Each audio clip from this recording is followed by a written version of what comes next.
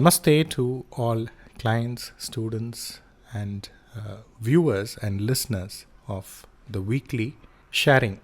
This week's sharing is based on a regular consultation. I thought I could share it with you, especially I thought the students could make use of it because what I share with all of you is what I practice on a day-to-day basis.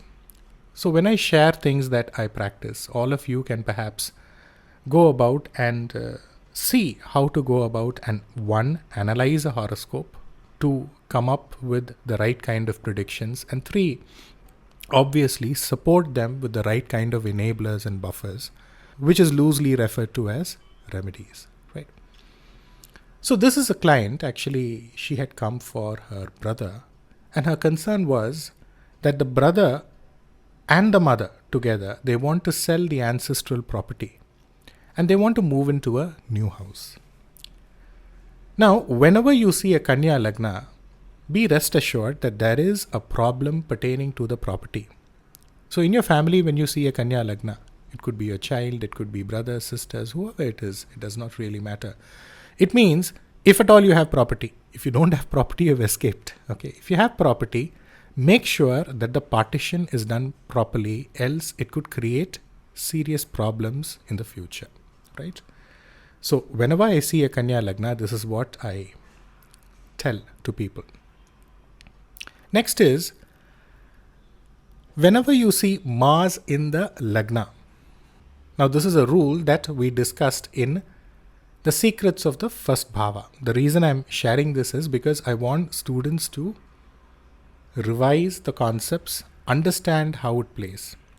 Whenever you see a Mars in the Lagna, you need to predict, you need to tell that you will have a property, you will buy a property, you will lose a property, and when you're getting married or after you're getting married, you will end up buying a property, right? And when you're buying a property or when you're constructing that next property, so first you lose, then you buy. And when you are constructing or buying the second property and moving into the second property, there would be a problem or there would be a health issue, a major health issue pertaining to your mother. This is a prediction. Wherever Mars is in the Lagna, in whichever Lagna, you may have any Lagna, you may have a Lagna, you may have any Lagna, but as long as you see Mars in the Lagna. I think for students, I don't have to tell you the logic behind this rule, but let me repeat the logic, considering we may have new listeners.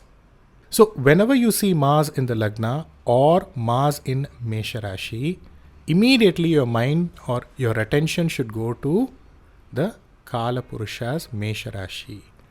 So if Mars is in Mesha Rashi, the fourth aspect or the drishti of Mars is where Mars would get debilitated. Then Mars would aspect the seventh bhava, which would facilitate buying a new property or buying a land. The Ashtama Drishti of Mars would be in Vrishchaka Rashi, where Moon, which indicates the mother, gets debilitated. This is the rule, right? So one, first, I applied the concept of Kanya Lagna.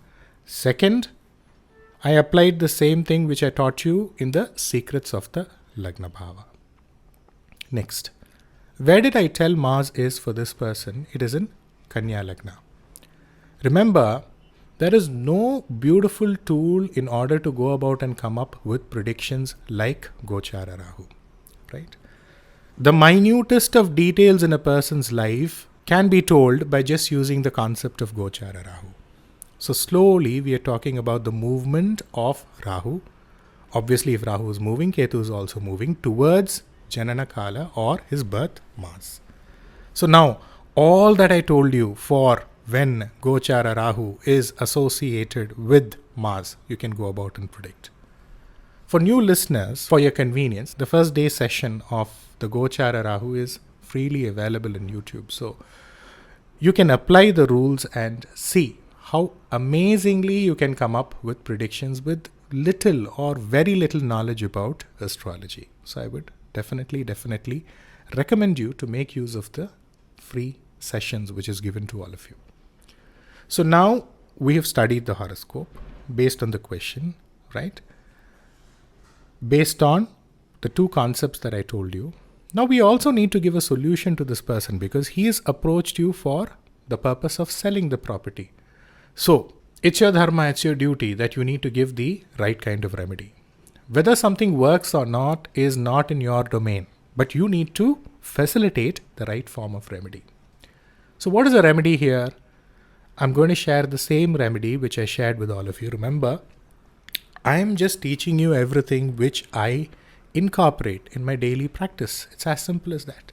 So the reason I'm sharing this is also to make sure that you all are encouraged in order to go about and apply the rules, apply the dictums, prescribe the apt form of enablers and buffers the way I'm teaching you. Right? You just need to copy paste. It's as simple as that. You just need to copy paste what I'm telling.